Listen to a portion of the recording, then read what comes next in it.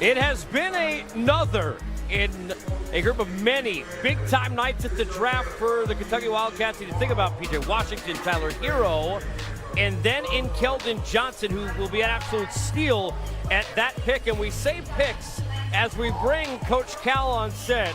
38 draft picks since you've been at Kentucky, 29 first-rounders, 21 lottery picks, and 3 number ones. And we still get beat on kids. I don't understand it. 4 number 1 picks. Anthony, big guys, and we still get beat. Let me cut it. We'll take it one by one. When you not by a lot, Cal, not at all.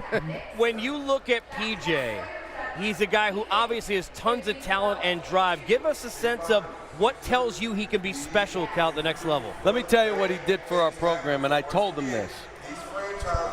By coming back, knowing last year, late first round, second round, whatever it was, probably late first, by coming back and doing what he did, he tells every kid, if you're not ready, if it's not right, go back. You're at Kentucky.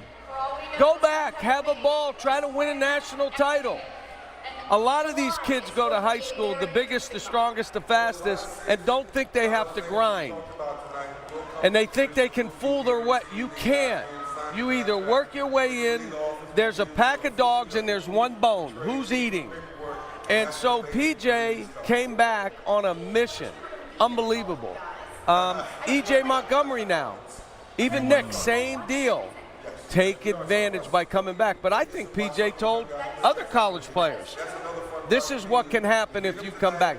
Let me just say, he made a lot of money by coming back. Yeah, Definitely did. Without a doubt. You know, we were talking about this on set, but big-time shot makers in college, especially in big games, they get noticed. Tyler Hero, a guy who, we talked about Keldon, who should have been higher. Tyler's name continued to grow. How much, even within you, in your mind, did it grow for you as you watched him, Coach, be so great in those big spots during the year?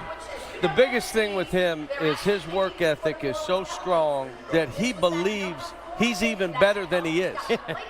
But he believes it because he works, he spent time, he believes he's going to make shots, but more importantly, great teammate, great in practice, servant leader, sacrificed.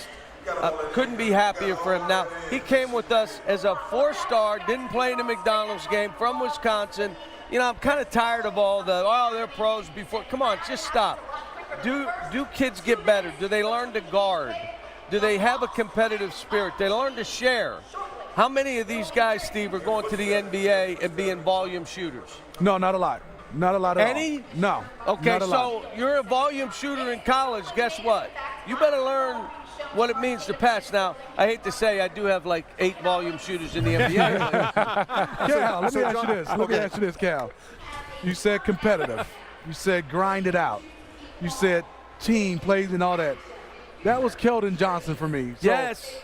I'm scratching my head. Brendan's scratching his head. Andy's scratching his head that he falls this low. Can you tell the Spurs, in which I know they know, I played there, in America, what the Spurs are getting from a Keldon Johnson? Well, what you said, the kid was lucky, Cal. You said it, because he's going to the organization that develops players and people, that gets them the idea of what it means to be professional, teaches them to share.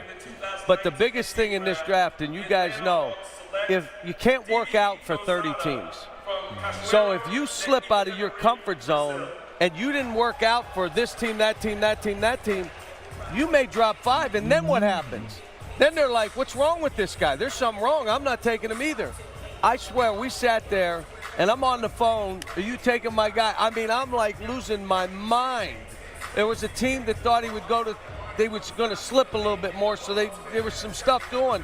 At the end of the day, though, I grabbed him and I said, you're in the NBA, and you're with the Spurs, my man. How about that?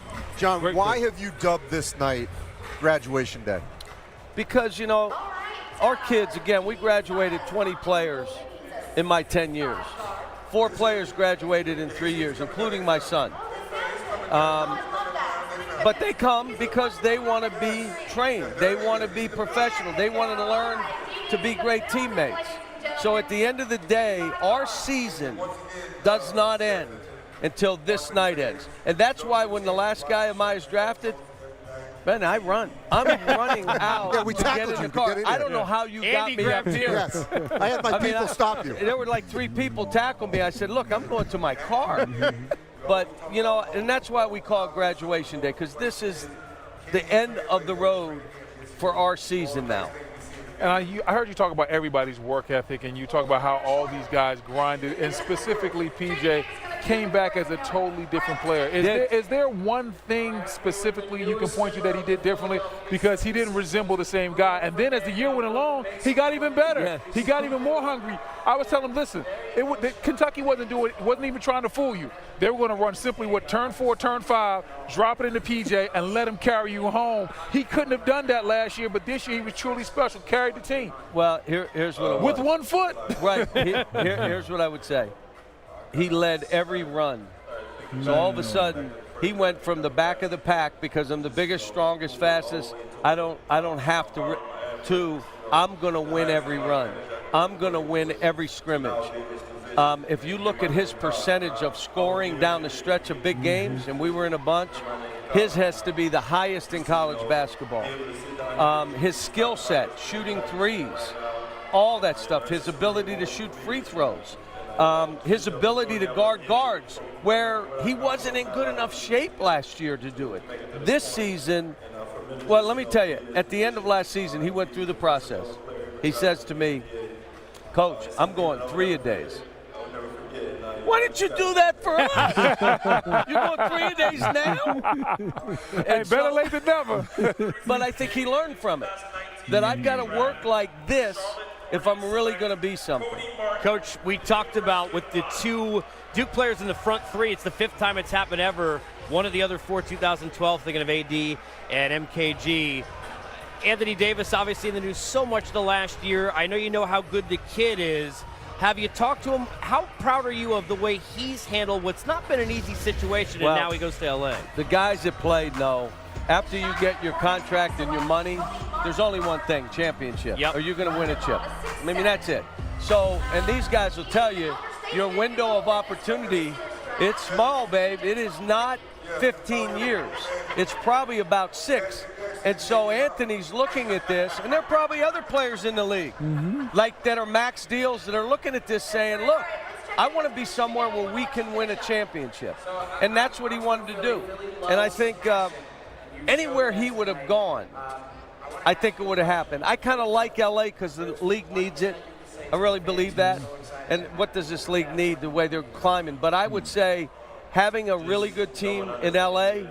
is really good for the league. And I think he and LeBron, here's the thing about Anthony. Anthony could play with anybody. He can be coached by he was coached by me, so he can be coached by anybody. He wants to win. When I went into the home to recruit him, there was about 12, 13 people in there. I think we fried a turkey, I swear, in Chicago. and as we sat down, his father and mother were sitting there with the grandparents, and all he said was, I don't care where you play me, how you play me, I want to win. He wanted to win.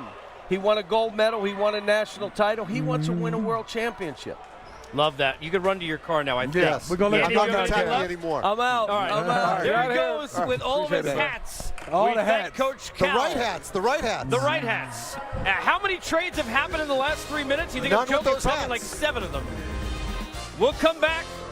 The Atlanta Hawks, who have already had a banner night, have added Bruno Fernando to the list. When was the last time you could say Atlanta might be the biggest winner in the draft? We got more coming. We continue our coverage from Barclays.